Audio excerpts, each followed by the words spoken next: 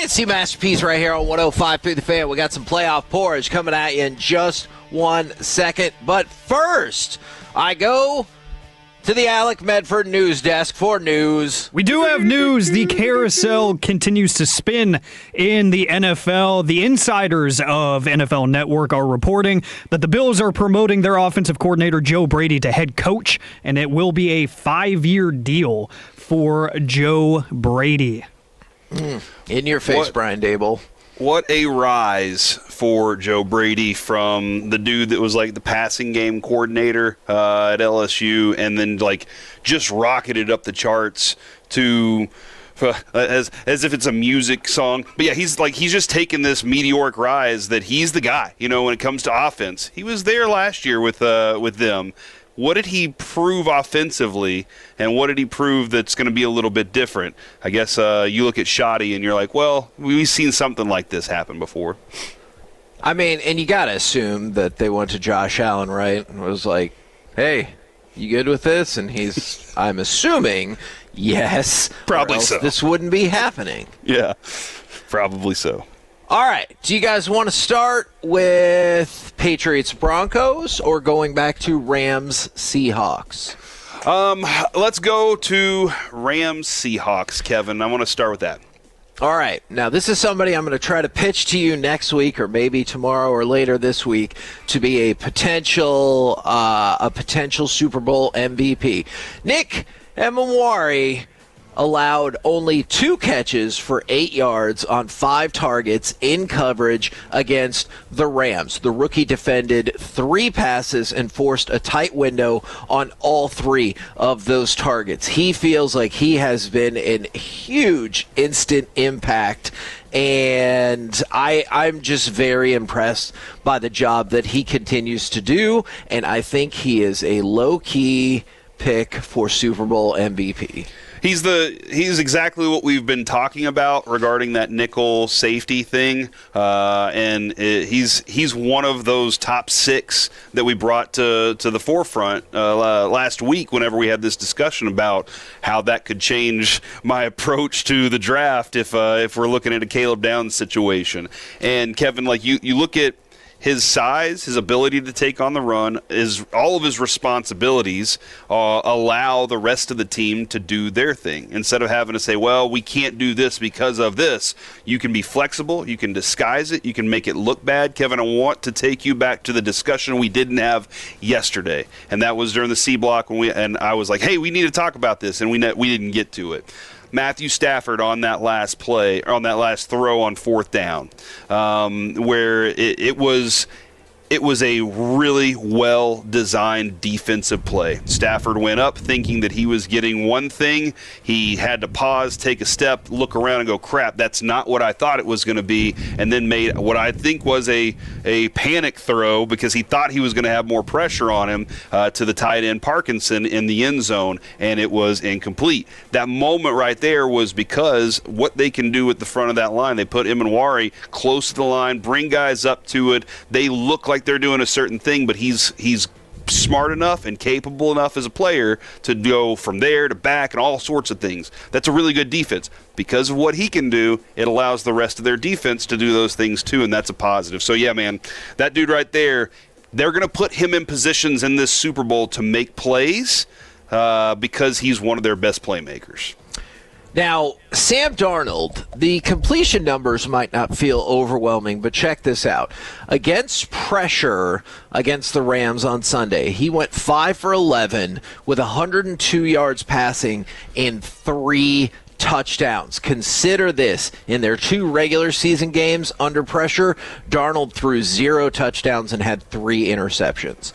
So his ability to adjust and play just infinitely better under pressure, that was the difference in that game. Now let's stick with the quarterbacks.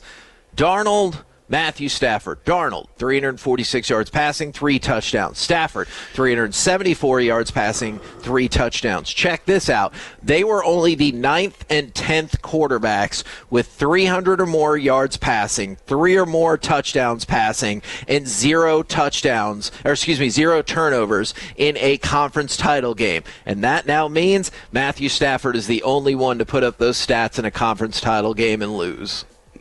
Oh, are you serious? I mean, somebody had to lose, and the other 8 were undefeated. So, yeah, only 10 times ever has a QB thrown for 300 more yards, 3+ passing touchdowns with 0 turnovers in a conference championship game. Matthew Stafford, first one of those quarterbacks to lose. Do we have the list of the rest of those guys? Because I would love to play that game and try and figure out. I feel like Tom Brady's in there somewhere. Like, he had a very clean, one of those championship games. I always feel like Peyton Manning threw 1 interception and then was like, screw that, I'm going to destroy the rest of the world from here on. But that's a fascinating stat. And now Matt Stafford, I will work on constructing the rest of that list. I bet I can figure that out. Yeah. All right. Now, it's Jaxon Smith-Njigba's world. We are all just living in it. He became the 5th player with 10 or more receptions and 150 or more receiving yards and a touchdown in a conference championship game. He joins, well, it's interesting because there are some amazing names on this list and some names that you're like, oh, man, if you were watching football in 2009, you know all about that guy. If not, maybe not. Michael Irvin is on that list. Julio Jones is on that list, as is Ike Hilliard and Pierre Garçon. Of course. Do you remember the phenomenon that was Pierre Garçon? I was one of those people that grabbed him in fantasy early. And was like, I don't know, man. I just got a feeling it's a Peyton Manning guy, and it turned. I was like, this is a benefit to me, man. What a name from and Ike Hilliard. What a good name right there too for that. That's a big game right there for him. He was also JSN, Jaxon Smith-Njigba, from Rockwall, was the first Seahawk with 10 or more receptions and 150-plus receiving yards in any postseason game. Jaxon Smith-Njigba caught 10 of 12 on his targets for 153 yards and a touchdown against the Rams. He caught at least 1 pass against 6 different Rams defenders in coverage, and he caught all 6 of his targets for 105 yards when he was aligned out wide, including that touchdown that we played the highlight of, that I'm like, how the hell do you lose that guy on your coverage? They were talking about this on the broadcast, and they were saying, giving John Schneider a lot of credit for making the decision to move on from players. DK Metcalf is a physical specimen, right? But they were like, we kind of feel like it's time. Tyler Lockett, a guy that they loved that would catch, he was a guy that would just catch. And they said, we got to go out and replace with guys that can do the same. We feel like Jaxon Smith-Njigba is that talent that can go to that place next. But these guys are kind of progress stoppers, if you will. So they go get Cooper Kupp, a guy who all he does is catch the football. Now, whether or not he holds on to it's a different story. But all he does is catch the football. And they have guys on that team that can all grab the ball out of the sky. So you can't just try to take Jaxon Smith-Njigba away, because they'll eat you up in other ways too. This is a really well-built team, Kevin. Good job, John Schneider.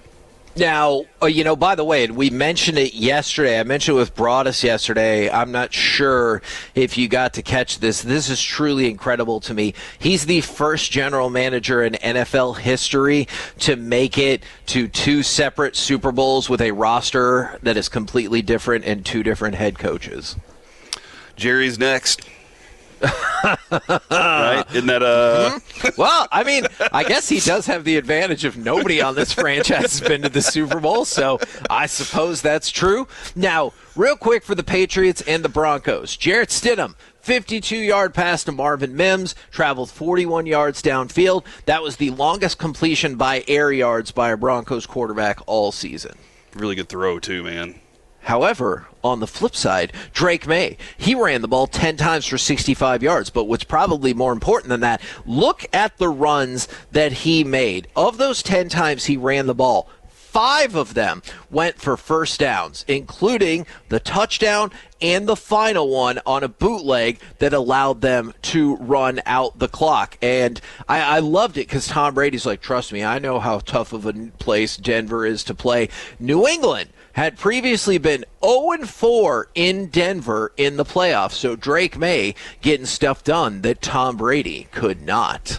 Yeah, and the way he ran the ball, Kevin, like he pick and chose his spots, very, very smartly to take off whenever he did. He's a threat in so many different areas. This is watching his growth. It's kind of sickening because you're a Cowboys fan watching the Patriots get this, but he's really at the top of the league, man.